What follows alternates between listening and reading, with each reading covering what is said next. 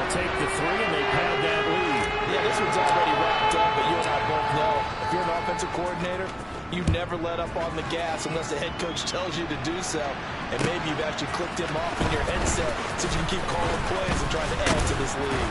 And only able to get this to the 19, so probably should have opted for the touchback.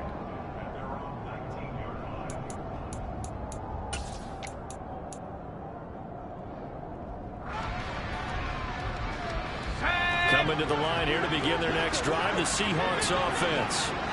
Where we stand right now in the fourth quarter, this one pretty much out of reach. And, Charles, I know they're going to be disappointed about several things with this ball game, but the self-inflicted wounds, they've had several turnovers.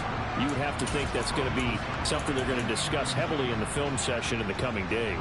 You're absolutely right about that, partner, because they're going to have to sit in that film room and watch every error that they made and figure out how to not do it in the future. And mentally, I think a lot of the guys are already starting to think about, okay, how do we put this behind us and get better for the next time out? This, they'll use as motivation for the rest of the time that they play to hopefully never be in this type of situation again. Block now on first down. Looking for Lockett, and it's intercepted. Buda Baker with a pick. And the Cards are going to take possession of the football. Yet another mistake after the interception there. And gosh, you look up at the scoreboard, they just got to be thinking this one cannot get over fast enough. It certainly can't. And also what happens when you get this big of a deficit, you're supposed to make all the right throws, right? You're supposed to try and obviously get the ball to your own guys. But being down this big, you also take even more chances. And in this situation, that hasn't paid off for them at all. On the other sideline, jubilation and laughter. On second down, here's Gibson again. And the stop here will come at the 38-yard line. They'll get three as the drive continues. It's a first down. Second and 2 is prime time for a little bit of a gamble, isn't it? Open up the playbook, go play action, toss that bad boy deep. But in this situation, give it to your back. Let it pick up the first down. Keep the sticks moving. To the 36-yard line, stop there. And we are inside of 2 minutes left in this lopsided affair.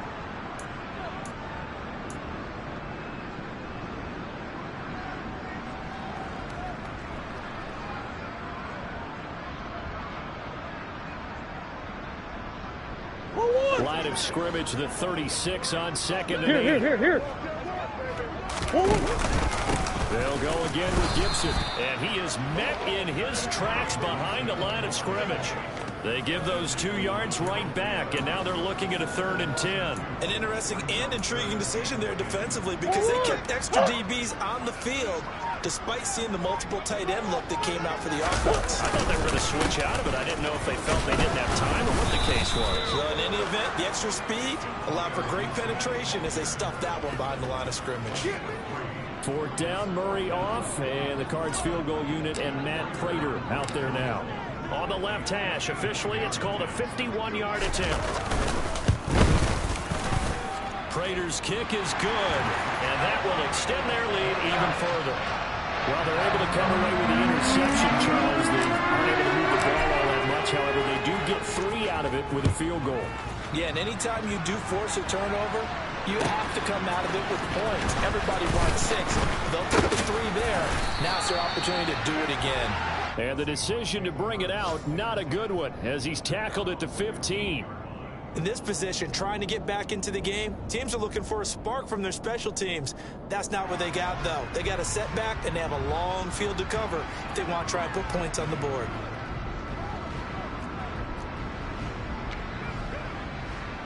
Next drive, the Seahawks offense. CD, it's all window dressing at this point. I mean, the best they can do is in the game with a nice drive to maybe build some momentum to move forward into their next contest.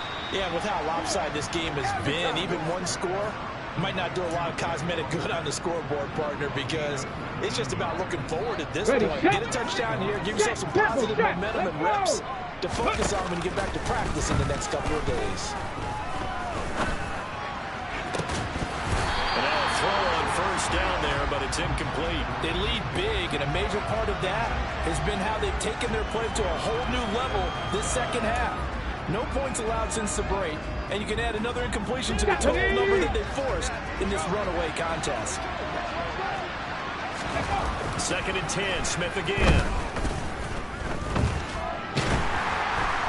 Pressure comes, and the Cardinals bring him down. Credit for that sack goes to Cameron Thomas.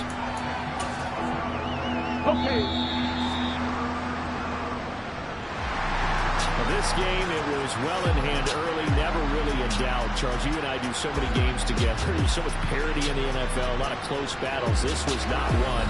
Tip your cap to them for a really impressive effort.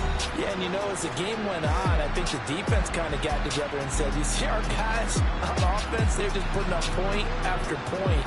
We need to leave our mark somehow, too, and they did it, pitching a second-half shutout.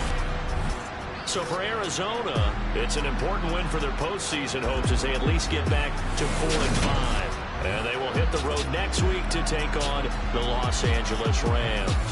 Meanwhile, for the Seahawks, their season is on life support somewhat now at 3-6. And they'll try to get back on the beam next week as they'll head to Tampa to take on the Bucs.